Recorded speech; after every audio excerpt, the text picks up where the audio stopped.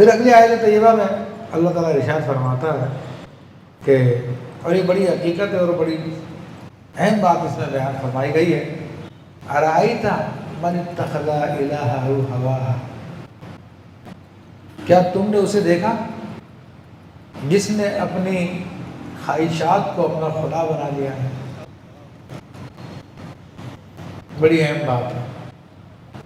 پہلے پوری آیت کا ترجمہ عرض کر دوں میں، افانت تکون علیہ وکیلا، تو کیا تم اس کی نگرانی کا ذمہ لو گے؟ یعنی جس آدمی نے اپنی خواہشات ہی کو اپنا خدا بنا لیا ہے تو اس کی ذمہ داری کوئی بھی قبول نہیں کرے گا، اللہ کے نبی بھی اس کی ذمہ داری قبول نہیں کریں گے، کیونکہ اس نے اپنا خدا ہی بدل لیا ہے، اپنے نفس کو اپنا خدا بنا لیا، اپنی خواہشات کو اپنا خدا بنا لیا ہے۔ ام تحسب ان اکثرهم یسمعون او یعقلون، یا یہ سمجھتے ہو کہ ان میں سے بہت سے لوگ سنتے ہیں یا دیکھتے ہیں، انہم الا کالانعام، وہ تو نہیں ہے مگر چوپایوں کی طرح۔ اب یہ کافروں کی حالت کو بیان کیا جا رہا ہے کہ اہل مکہ کے جو لوگ تھے، یہ وہ لوگ تھے کہ جو پتھروں کی پوجا کرتے تھے، اور ایک روایت میں آیا کہ ایک شخص ایک عرصے تک ایک سفید پتھر کی پوجا کرتا رہا، تو ایک مرتبہ کہیں سے جا رہا تھا تو راستے میں بہت خوبصورت پتھر مل گیا اس کو، تو اس نے پرانا پتھر پھینک کے اپنے پتھر کی پوجا کرنا شروع کر دیا۔ اور یہ ہوتا ہے کافروں میں، تو یہ بھی اپنی مورتی کو اپگریڈ کرتے رہتے ہیں، جس کی پوجا کرتے ہیں تو اس سے کوئی خوبصورت مورتی مل جاتی ہے تو اس کو لے آتے ہیں، پھر اس کو پوجنا شروع کر دیتے ہیں۔ تو اصل میں وہ مورتی کو نہیں پوج رہے، حقیقت میں اپنے آپ کو پوج رہے ہوتے ہیں، اپنی خواہشات کو پوج رہے ہوتے ہیں۔ تو فرمایا کہ یہ جو کفار مکہ ہے، اے حبیب صلی اللہ علیہ وسلم، کیا آپ یہ سمجھتے ہیں کہ یہ آپ کی بات سنتے ہیں یا عقل رکھتے ہیں؟ اللہ فرماتا ہے کہ نہیں، یہ تو چوپایوں کی طرح ہے، جانوروں کی طرح ہے۔ اے جانوروں کے سامنے کھڑے ہو کر آپ بات کریں اس سے تو جانور آپ کی آواز تو سنے گا مگر سمجھے گا نہیں کیا بول رہا ہے کیا نہیں بول رہا۔ تو یہ حبیب صلی اللہ علیہ وسلم یہ اپنی خواہشات میں سے گم ہو گئے ہیں کہ آپ ان کو حق کی طرف بلا رہے ہیں، حق کی دعوت دے رہے ہیں، مگر یہ آپ کی آواز سنتے ہیں مگر یہ جانوروں سے بھی بدتر ہے۔ فرمایا یہ جانوروں کی طرح، انہم الا کالانعام، پہلے فرمایا یہ جانوروں کی طرح ہے، بل ہم اضل سبیلا، بلکہ یہ جانوروں سے بھی زیادہ گمراہ ہے۔ کیوں جانوروں سے زیادہ گمراہ قرار دیا؟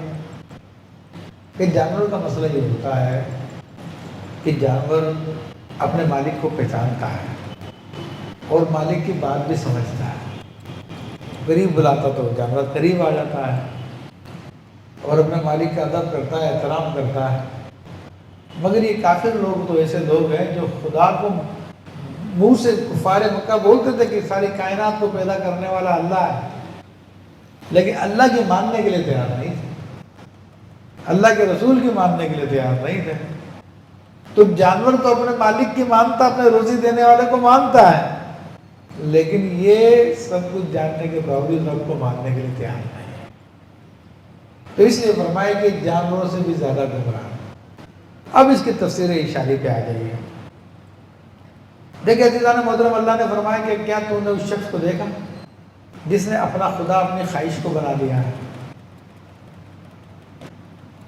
حقیقت یہ ہے کہ جتنے لوگ بھی جو گمراہ ہیں، اسلام سے ہٹ کر ہیں،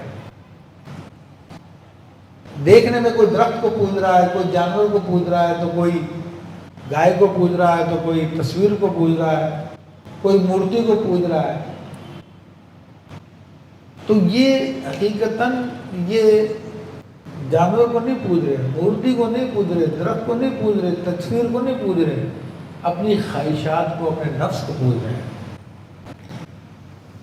اسی صورت میں اللہ تبارک و تعالیٰ نے کافرین کے مختلف اعتراضات بیان کیے، اور مختلف اعتراضات ان میں سے جیسا کہ ابھی ایک گزرا کہ انہوں نے کہا کہ ان پہ ایک دم سے قرآن کیوں نہیں نازل ہوا؟ ٹھیک ہے، ایک دم سے قرآن نازل ہو جاتا۔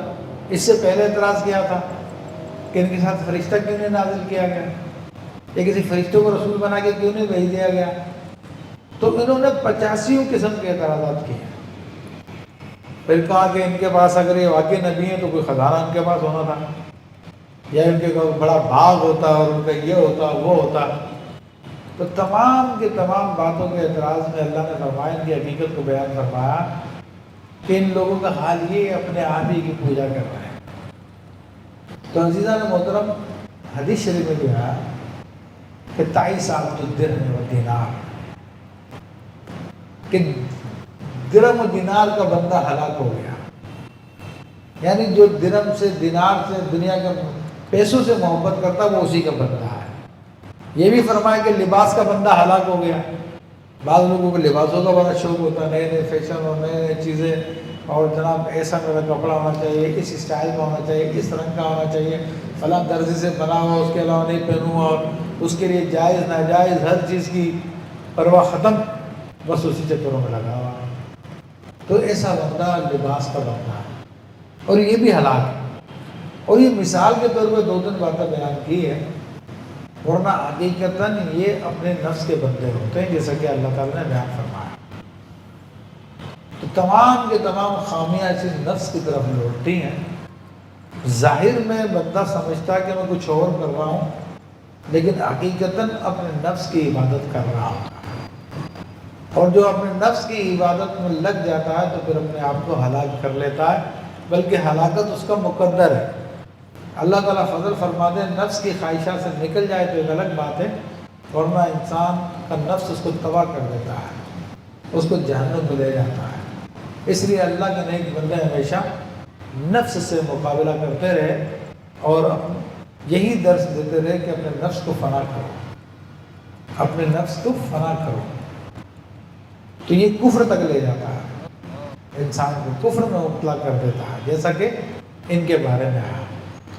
پھر بعض وہ لوگ ہوتے جو مسلمان ہوتے ہیں تو ان کے بارے میں کفر کا قول تو نہیں کر سکتے کیونکہ وہ کلمہ پڑھتے ہیں، لیکن اس کے باوجود بھی وہ اپنے نفس کی غلامی میں مبتلا ہوتے ہیں. مسلمان ہونے کے باوجود وہ نفس کی غلامی میں مبتلا ہوتا ہے. ہم اس کو نفس کی عبادت نہیں کہیں گے بلکہ نفس کی غلامی کہیں گے، نفس کی محبت کہیں گے. اور ہمیں تو اس سلسلے میں بڑا تجربہ ہے الحمدللہ. گزشتہ 25-30 سالوں سے الحمدللہ درس و تدریس کا اللہ تعالیٰ نے توفیق عطا فرمائی ہے، اور اس میں بہت سارے لوگوں سے ہمیں واسطہ پڑتا ہے. ہم دیکھتے ہیں، بہت سارے لوگوں کو دیکھتے ہیں تو ظاہری طور پہ آپ کے ساتھ بڑا ادب کے ساتھ پیش آ رہے ہوتے ہیں، سارے کے سارے معاملات کر رہے ہوتے ہیں، لیکن کوئی بات ان کی نفس کی خواہش کے خلاف ہو جائے تو ہتھے سے اکھڑ جاتے ہیں، سارے معاملات بھول جاتے ہیں اور اپنے نفس کو خوش کرنے کے لیے بالکل الگ ہو جاتے ہیں. کسی رشتے کا خیال نہیں رکھتے، کسی تعلق کا خیال نہیں رکھتے، کیونکہ ان کے دم پہ پاؤں پڑ جاتا ہے. اور جو اہل اللہ ہوتے ہیں وہ اس بات کی پرواہ نہیں کرتے، اپنے نفس کی باتوں میں نہیں آتے. بہت سارے لوگوں کو ہم نے دیکھا، ہمارے شاگرد ہیں، بڑی محبت کا اظہار کرتے ہیں، بڑے پیار کا اظہار کرتے ہیں، جوتے بھی سیدھے کر رہے ہوتے ہیں، سارے کام کر رہے ہوتے ہیں، لیکن کوئی بات ان کی مرضی کے خلاف ہم بول دیں، جو ان کی نس پہ جا کے چوٹ لگ جائے تو بالکل ہتھے سے اکھڑ جاتے ہیں. اگر سامنے نہیں تو پیچھے سے پھر وہ اپنی باتیں کرنا شروع کر دیتے ہیں. تو وہ اصل میں جو احترام کر رہا تھا تو وہ استاد کا احترام نہیں کر رہا تھا، وہ اصل میں اپنے نفس ہی کا احترام کر رہا تھا. ان سے پوچھا جائے کہ بھائی کیا بات ہے، استاد نے کیا کہہ دیا تمہیں؟ یار استاد نے وہ بات بول دی ہے.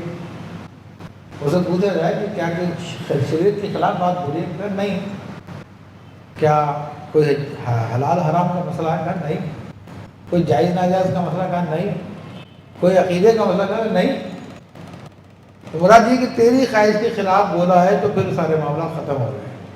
تو اس سے یہ ظاہر ہو گیا کہ جتنی عزت و احترام پہلے کی جا رہی تھی وہ ساری کی ساری اپنے نفس کے لیے کی جا رہی تھی. جب استاد کا پاؤں اس کی دم پہ پڑ گیا، نفس پہ پڑ گیا، تو پھر وہ اپنے اثر رنگ میں آ گیا، ہتھے سے پڑ گیا. تو یہ ہم لوگوں میں بہت پائی جاتی ہے. اور جان لیجیے کہ جس کے اندر نفس کا تھوڑا سا بھی حصہ باقی ہے اس کا دل اس قابل نہیں ہو سکتا کہ وہ تجلیات یار کا مشاہدہ کر سکے۔ جب تک نفس کو کچل نہ دے، اس کو فنا نہ کر دے، تب تک انسان اپنے رب کی بارگاہ میں داخل نہیں ہو سکتا۔ اور رب کی بارگاہ میں داخل وہی ہوتا ہے جو نفس سے گزر کر آگے آ جائے اور نفس کی خواہشات کو ختم کر دے، جس کو فنا نفس کہتے ہیں، فنا نفس۔ تو اس آیت میں اسی طرف اشارہ کیا گیا کہ جس نے اپنی خواہشات کو اپنا خدا بنا لیا ہے۔